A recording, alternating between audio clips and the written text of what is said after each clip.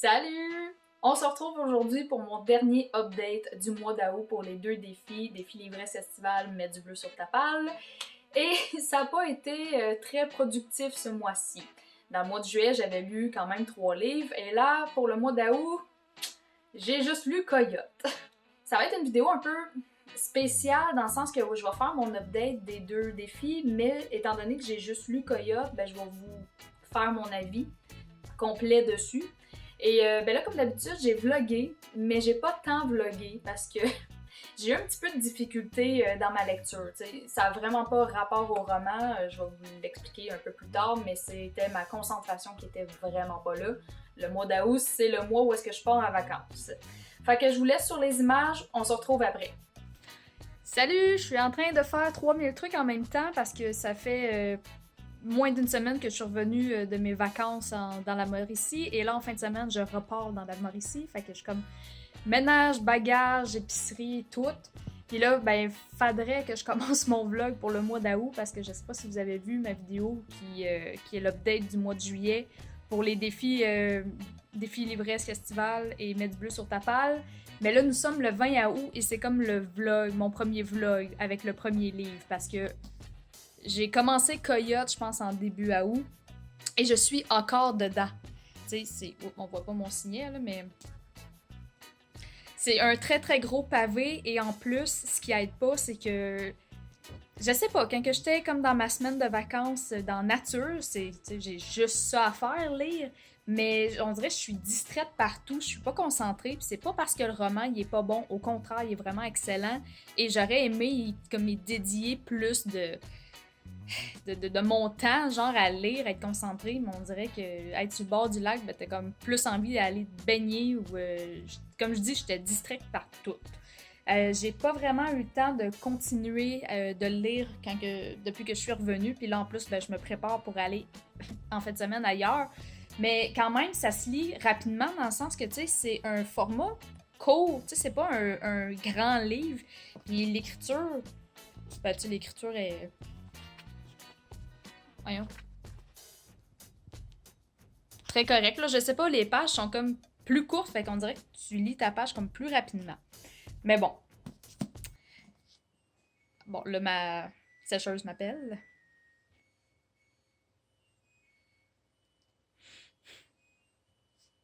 Oui, ma sécheuse chante quand elle a terminé sa brassée. De sécher le linge. Oui, fait que... Fait que c'est ça, juste pour dire que c'est peut-être mon seul et unique vlog avec Coyote.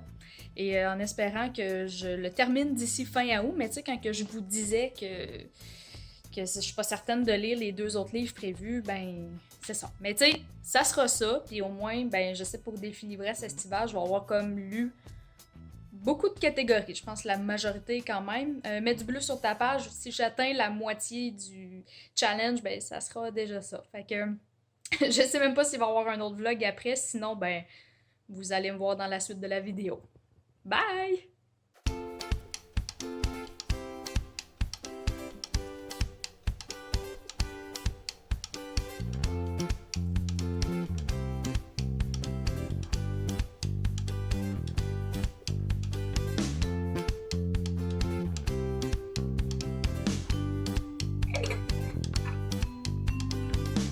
Bella, Bella, Bella.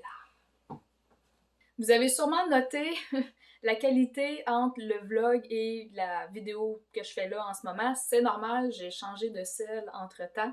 Puis d'ailleurs, même moi, en retour de caméra, je vois comme la grande différence, là, la qualité qui est juste comme ça coche. Fait que très contente de ça. Surtout quand c'est ton appareil pour faire comme tes vidéos en général. Là, vous allez voir passer Bella. C'est ça. Donc, fait que oui, finalement, j'ai juste pu faire un vlog parce que, comme je vous l'avais dit, c'est le seul livre en août que j'ai lu. Et je vais commencer en fait avec mon avis. Attention, c'est ça. T'attaches-tu ta couette? Ouch! T'es bien campé là? Allez, on avance. Merci. Non, reviens pas, là. Couché. Bien, ok. Donc, oui, je vais vous faire mon avis sur Coyote et après ça, on va le rentrer dans les catégories. Donc, j'ai acheté Coyote au Salon du Livre de Montréal en 2019. C'était la deuxième fois que je rencontrais Patrice. La première fois étant dans un atelier de Luzerne Rousse. Je vais vous en reparler un petit peu plus tard. Et j'ai aussi vu passer un post sur Facebook. Dans le fond, il demandait l'aide des gens pour qu'ils puissent comme publier son troisième. Il y avait besoin que son premier et son deuxième soient un peu plus vendus. Fait que j'ai décidé de l'encourager. Puis ce qui était drôle, c'est que je sais pas si vous vous souvenez dans ma vidéo, mais j'avais ajouté ce roman-là dans Mets du bleu sur ta palle et je l'avais enlevé parce que j'étais pas tellement dans le mood de lire 500 pages.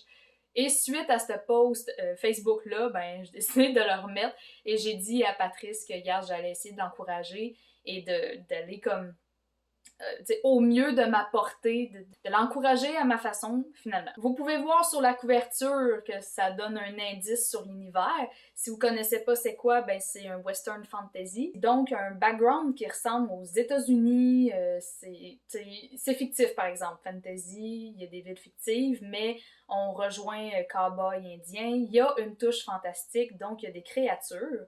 Et d'ailleurs, ça aussi, je vais y revenir un petit peu plus tard. Pour le résumé, on va suivre Renard, qui est comme le personnage principal, qui est de retour à Red Hills. Lui, il a un passé, déjà au moment où est-ce qu'on commence le roman, on sait qu'il était associé avec Coyote, qui était comme un frère d'armes, un frère, un ami, un confident, ils étaient tout le temps ensemble, ils étaient inséparables, et il est arrivé quelque chose qui sont devenus séparables. Et là, on comprend pas encore le pourquoi, mais Renard est vraiment très très fâché par rapport à Coyote. Mais en début de roman, il veut retrouver Coyote. Donc, il est de retour à Red Hills parce qu'il veut trouver Kova. Il veut retrouver Kova, qui est une indienne, une Apache. Elle a été exilée des siens, comme de son clan. Il est arrivé aussi quelque chose qui a mis en déroute le déshonneur de son clan. Et il y a un autre clan indien qui l'a comme pris prisonnière. Et elle s'est enfuie de ce clan-là pour aller à Red Hills. Renard veut la rencontrer parce qu'il veut lui suggérer de s'associer comme avec elle pour aller récupérer une peau de loup spéciale. Et cette peau-là, si Kova la reprend et va l'amener dans son clan, en fait, ça pourrait comme rétablir l'honneur. Il lui donne un rendez-vous à l'antre pour lui donner sa réponse. Entre-temps, Renard a besoin de savoir où est Coyote. Et la seule personne qui pourrait l'aider est Garrett Holiday. Et Garrett Holiday est le chef de gang de Red Hill. Il a pas l'air d'un très très bon gars. Mais c'est le seul qui peut aider Renard. Et évidemment, étant donné qu'on est dans le pays des comptes rendus, fait que tu peux pas avoir telle réponse si tu m'offres pas quelque chose. Donc Garrett demande à Renard de s'embarquer dans une mission et après ça, il va lui donner comme l'endroit où Coyote se cache. Évidemment, ça fait pas plaisir à Renard, mais que veux-tu? Garrett, étant donné que Renard fait partie de sa mission, il va lui donner comme des hommes. Ben là, il y a juste Cassidy qui lui donne, qui est un troisième personnage. Il va arriver à l'antre ce même soir-là, un chaos total. Renard va fuir avec Cassidy et Kova dans une autre ville, vers une autre ville, pour aller recruter comme des gens. C'est comme ça que commence l'aventure pour notre trio. Comme vous voyez, c'est assez complexe, mais c'est pas compliqué à suivre. C'est juste qu'il y a beaucoup... chaque personne a comme un bon background, puis c'est un peu en toile d'araignée, mais c'est quand même le fun à suivre. Je vous ai parlé un peu aussi déjà de la couverture. Moi, en passant, je la trouve déjà magnifique. Ça donne le ton du roman. On peut juste deviner que ça se passe dans Far West. Fait que ça donne l'univers dans lequel l'histoire évolue. Parlant d'univers d'ailleurs, c'est très très original. Moi, j'ai trouvé que merger le Far West avec des créatures fantastiques, donc on retrouve sorcières, vampires. Là, je dis loup-garou entre parenthèses, vous découvrirez pourquoi, mais l'auteur a comme fait une twist avec ça que je trouve cool. Et il y a aussi de la magie bien dosée qui, je trouve, qui donne vraiment un must à tout ça. Moi, je pense que, honnêtement, juste le merge des deux univers fait comme la moitié de mon appréciation. Patrice aurait pu écrire genre n'importe quelle histoire là-dedans que ça aurait fonctionné. J'ai vraiment adoré ça. Pour ce qui est des personnages, comme je vous l'ai dit un peu plus tôt, les buts des personnages sont clairs. Fait que c'est une histoire complexe, mais pas compliquée à suivre. On start avec Renard. Renard qui, moi, je l'imagine un personnage de genre 45 ans. Puis oublions pas qu'à l'époque, à avoir 45 ans, t'étais quasiment considéré comme un vieux bonhomme, là. Tu sens qu'il est calme, il est expérimenté, il est reconnu, mais tu connais pas vraiment sa véritable intention. Tu sais pas s'il va rester le good guy jusqu'à la fin du roman, ce qui fait que tu sais pas sur quel pied danser avec Renard. On suit avec Kova qui est la jeune indienne, très intelligente, rusée, mais j'ai aimé que l'auteur y mette la maladresse, comment dire, que tu ne peux pas avoir quand tu es dans un western, c'est-à-dire ne pas savoir tirer comme du monde. Il y a aussi Cassidy Jackson, qui est un bon vivant, un jeune lui aussi. Tu sens qu'il a la fibre, du leader. Et j'ai beaucoup aimé, lui et Kova, en fait, ils font partie de mes personnages coup de cœur. Rien de moins. Et pour Jed Walker, qui est comme un quatrième personnage qui va arriver comme en cours de route, j'ai vraiment trouvé son personnage intéressant, puis c'est un peu à cause de lui que j'ai acheté Coyote. Parce que, puis je m'en viens avec mon anecdote, que de Luzerne Rousse, la retraite, Patrice était venu nous donner un atelier à la deuxième retraite que j'ai participé. Et il avait lu un extrait et Jed en faisait partie. Jed, c'est un vieux bonhomme qui a tiré 99 balles et il a jamais manqué sa cible. Là, pour la 100e, il fait monter les enchères puis attend d'avoir un contrat intéressant. Il va tirer sa 100e balle dans le courant du roman, mais il va évidemment arriver quelque chose, genre. C'est juste ça. Ben, ça, moi, je sais qu'est-ce qui s'était passé un peu. Patrice en avait parlé, mais je vais quand même vous laisser découvrir qu'est-ce qui arrive. Puis la leçon que j'avais retirée de ça, que Patrice nous avait partagée, c'est prends ce qui est le plus important du personnage et fous la merde là-dedans. Et ça avait suffi pour que j'achète le roman.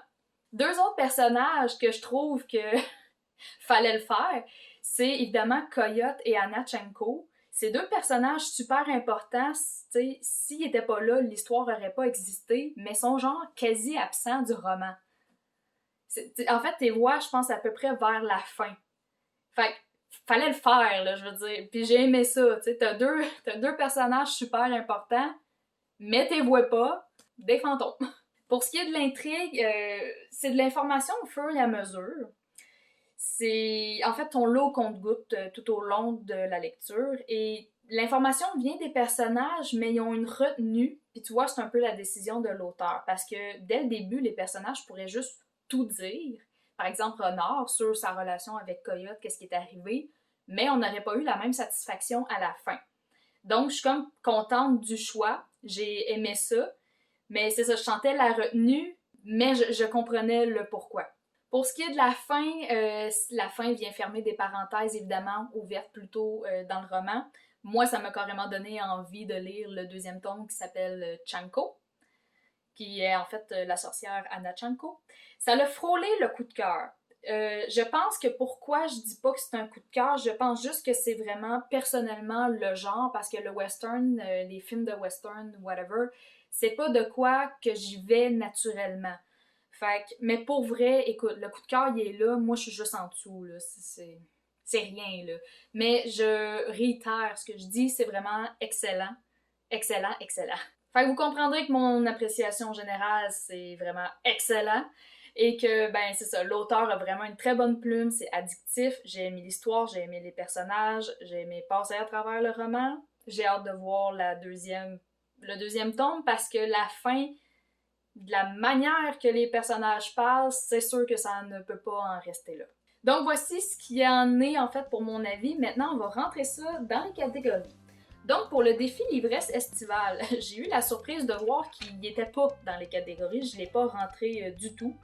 Fait que ça fait en sorte que défi Livresse estivale, je le termine à 8 catégories sur 10 de lu, ce qui est vraiment très, très, très, très, très bien de ma part. Et pour défi mets du bleu sur ta palle, Coyote rentre dans la catégorie se faire passer un sapin, donc brique de 500 pages et plus. Et je termine cette catégorie à 1, 2, 3, 4, 5, 6 catégories sur 10. Ce qui est comme passable, tu sais, c'est un bon challenge. Puis pour vrai, je suis satisfaite avec ça. J'ai quand même lu du québécois dans mon été. T'sais, même un livre m'aurait satisfait. T'sais, on s'entend que c'est pour le plaisir. Je voulais simplement remercier Annie-Claude d'Encore une page et Maps de la chaîne Maps Booktube. Oui. Ben merci d'avoir concocté ces défis, ça me fait plaisir d'y participer. Je sais pas, l'année prochaine, je pense peut-être faire ça d'une autre manière, soit peut-être participer à moins de catégories parce que j'ai trouvé que sur 3 mois, ben personnellement, ça faisait un peu beaucoup. Moi, je pense que je me découvre aussi en faisant BookTube, puis je crois que quand c'est un sprint d'un mois, j'adore ça.